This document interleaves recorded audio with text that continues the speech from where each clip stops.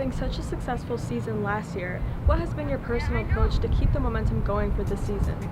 I think the main thing is to try and not rest on our laurels from last season. Obviously it was brilliant last season, we all enjoyed it so much, but we want to grow and we want to build and we want to produce the same thing again this season. I think to just do it once, that wouldn't be good. We need to try and keep building, keep growing, and I think we can create some history here if we can do it more than once and just keep building.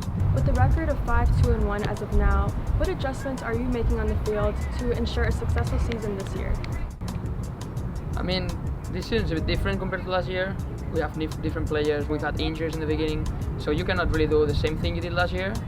So you have to adjust to all the games. We're not really looking at the record that much, I think. We're just looking at the game we have in front of us. And I think that's going to be the game plan for all the season. There is obviously a long-term goal. You want to do well in the long run, but you don't want to be thinking all the time about how the record's going to be and how to get a good record. You want to focus on the next match.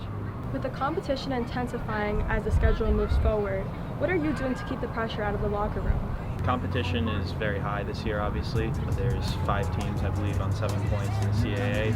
And we got 2 teams ahead of us at 8 and 9 points, so every CAA game is really vital. And we're just really ratcheting up the intensity and fixing the little things that we've learned about ourselves throughout the season so far. Obviously, there's going to be a different blueprint this year from last year. We have some different personnel and some new people, so we're just trying to figure it out, and this week will be a good way to do that for us. After going 18-2-2 last year, what are some of the adjustments that you made off-season, and how do you expect them to play out this season? That's an interesting question. Look, 18-2-2 is a fantastic season. It's best on record, and to mirror that this year will be difficult. I do know we've a lot of talent.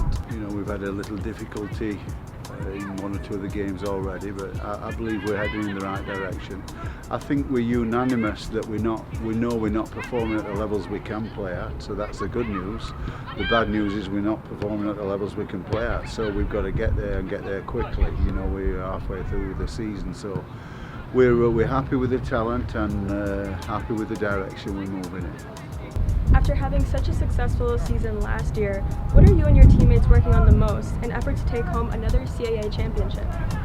I think for us to take home another CAA championship, we need a lot more urgency and effort within the team, and I think we've been working a lot on that with practices and like team bonding, anything like that. I think it's just getting closer because we do have a lot of younger girls. It's not really the seniority team that we had last year, so I think we need to build that bond back up in order to reach those same goals that we had for the past 4 or 5 years.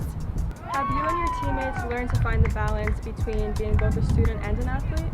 With that, school actually helps us a lot, and practice time is always a set time where no one has classes, and even if we have to miss classes because of away trips and stuff, teachers are mostly like very understanding, and all the senior upperclassmen help you out when you're a freshman, tell you about like the important things and tell you to catch up with stuff. So overall it's a lot about experience, and I think we do a good job in passing that on to like the freshman class.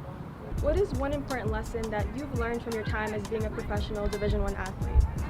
That's a great question.